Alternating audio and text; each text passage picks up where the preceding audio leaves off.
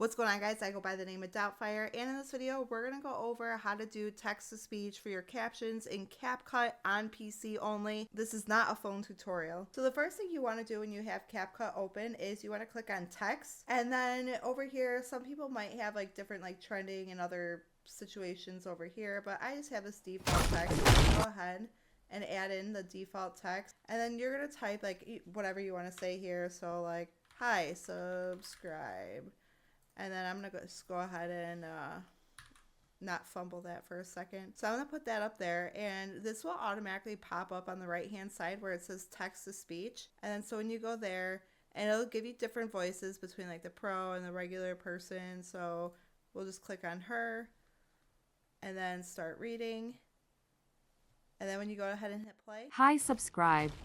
And now she could speak. If this video did help you out, please drop a like and consider subscribing if you are new. Hopefully we'll see you in the next one. Peace.